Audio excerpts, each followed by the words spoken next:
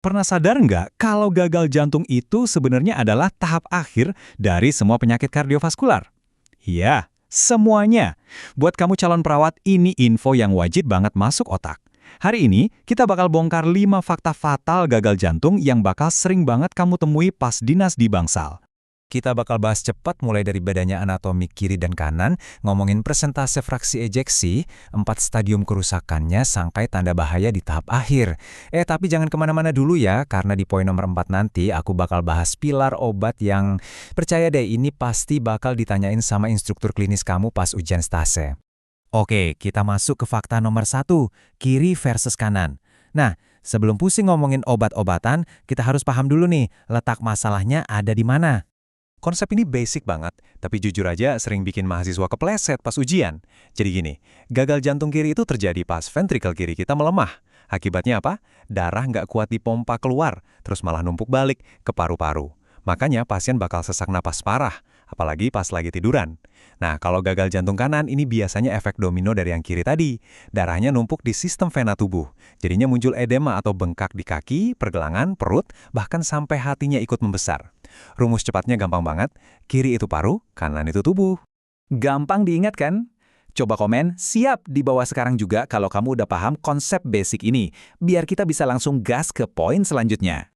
Lanjut ke fakta nomor 2, fraksi ejeksi atau EF. Di sini kita ngomongin gimana sih panduan medis dari AHA dan ACC itu mengklasifikasikan seberapa parah kondisi pasien dari kemampuan pompa jantungnya. Nah, bagian ini wajib banget kamu hafal luar kepala ya. Ada yang namanya HFrEF, alias fraksi ejeksinya menurun. Itu angkanya di 40% atau kurang. Terus ada HFmrEF yang menurunnya agak ringan, di rentang 41-49%. Sama satu lagi HFpEF, di mana kemampuan pompanya itu masih terjaga nih di 50% ke atas. Kenapa sih kita harus ribet ngafalin persentase ini? Soalnya, angka klinis inilah yang bakal jadi penentu utama buat dokter pas milih jalur obat untuk pasien nanti. Fakta ketiga, 4 stadium perkembangan. Nah, yang bikin kondisi ini menarik untuk dipelajari adalah gagal jantung itu bukan penyakit yang tiba-tiba muncul gitu aja, melainkan proses panjang yang sangat progresif. Coba kita lihat alur waktunya ya. Stadium A, pasien tuh baru berisiko. Mungkin dia punya hipertensi atau genetik dari keluarga, tapi jantungnya belum ada kerusakan. Masuk ke stadium B, mulai deh ada kerusakan struktural di jantung.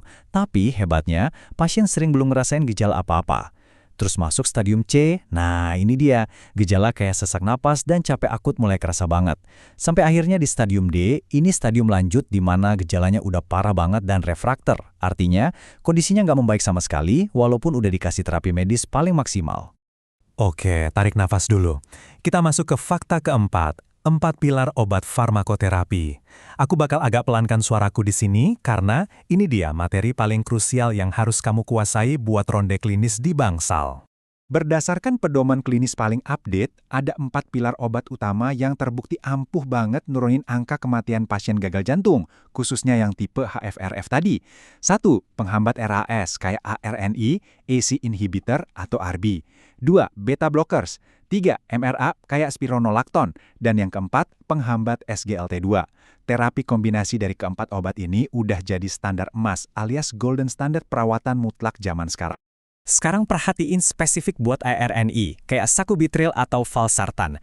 Obat ini tuh lini pertama yang super kuat. Tapi ada satu mutiara klinis yang wajib kamu catat baik-baik. Kalau misal pasien mau ganti obat dari ACE inhibitor pindah ke ARNI, itu wajib banget ada yang namanya periode pembersihan atau washout selama 36 jam. Ingat ya angka ini, 36 jam. Kalau nggak dikasih jeda, risiko komplikasi angioedemanya tinggi banget.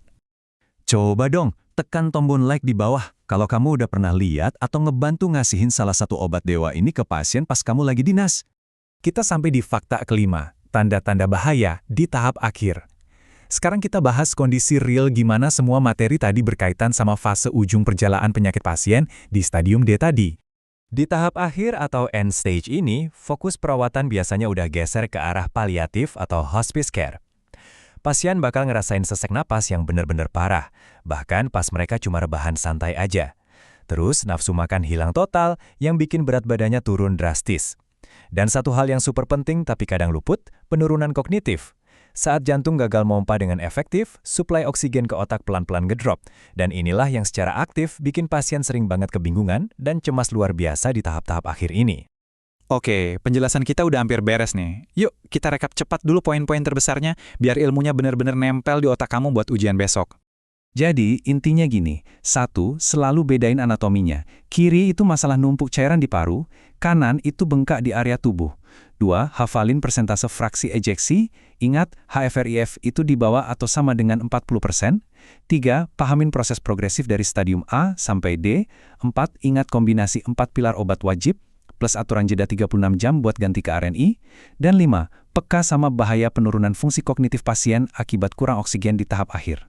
Ingat ya teman-teman, sebagai calon perawat, kamu itu garis pertahanan pertama buat pasien. Paham konsep basic yang sering dianggap ribet ini bukan sekedar soal lulus ujian atau pamer ke dosen, tapi observasimu yang tajam itu literally bisa nyelamatin nyawa mereka. Pastikan kamu save materi ini biar gampang diulang, share ke teman sekelompok klinismu, dan jangan lupa subscribe buat pembahasan medis tingkat lanjut lainnya. Sebelum aku pamit, coba jawab pertanyaan ini di kolom komentar. Kalau malam ini pasien kamu tiba-tiba sesak napas akut, pilar obat mana yang bakal kamu cek duluan di rekam medisnya? Ditunggu jawabannya ya, sampai jumpa di shift berikutnya.